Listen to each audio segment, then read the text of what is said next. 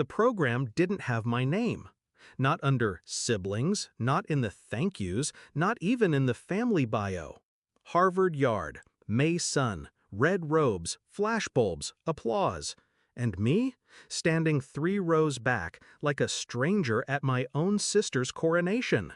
When the photographer waved "family only," my mother gently placed her hand on my chest.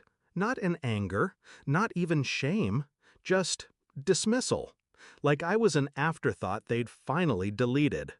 And that's when I realized they'd been planning this for months. It started small. Missed calls, cold silences. My birthday forgotten 3 years in a row. At first I blamed myself. Too busy with work, too many late nights at the firm. Maybe I hadn't called enough. Maybe I wasn't enough. But then came the wedding. My sister's, of course. No invite, no call, just a blurry photo of champagne flutes on Instagram, captioned, "Finally married my best friend." Still, I swallowed it, because that's what I was trained to do. Keep my head down, work harder, don't cause trouble. But at graduation, seeing my name erased from a printed booklet that listed even our dog, I stopped swallowing. 6 weeks later, I got the call from my cousin Hannah. She was crying. "They changed the will," she said. "The lake cabin, your father left it to Rachel." I laughed, sharp, bitter. Of course he did. That cabin was my childhood, my first fishing rod, my mother's humming in the kitchen, my dad teaching me how to row before I could ride a bike. Rachel hated it, always said it smelled like dead trees and boredom. But it was worth nearly $1 million now, post-renovation, prime real estate.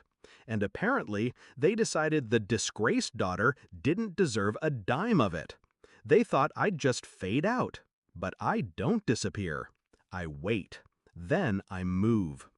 The first thing I did was request the revised will. Hannah was right.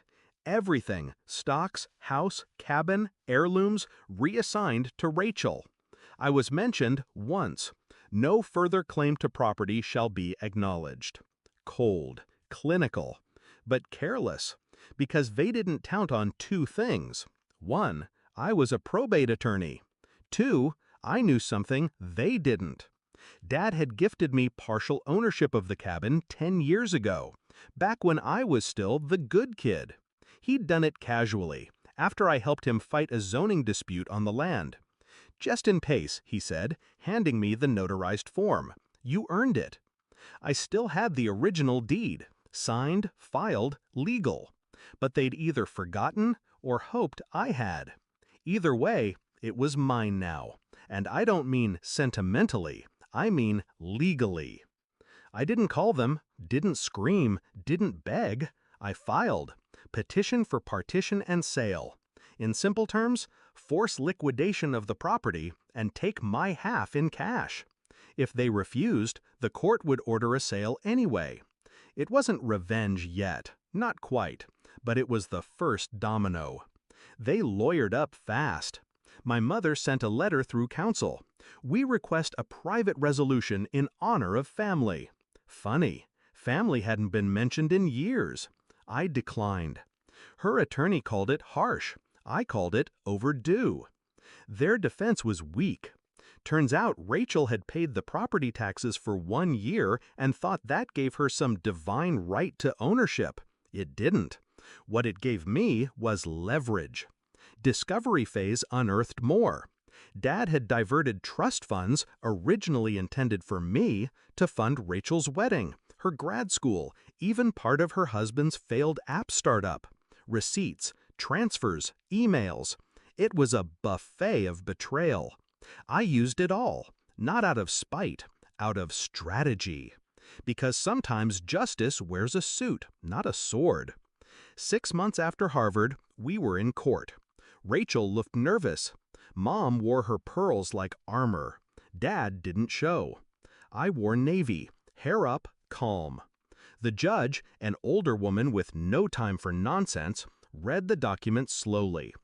"Miss Alden," she said, eyes on me, "you're asserting ownership based on this signed deed?" "Yes, Your Honor.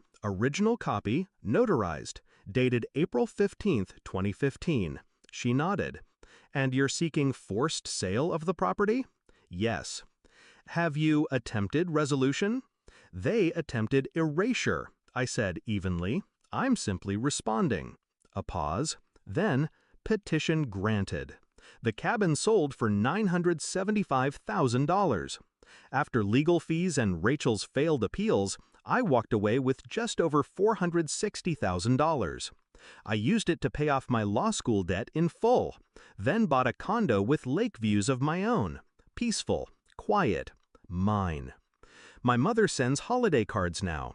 No notes, just her name in cursive and a photo of her, Rachel, and Rachel's new baby.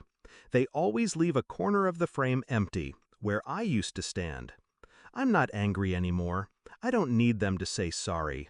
They can keep their Harvard weekends and curated smiles.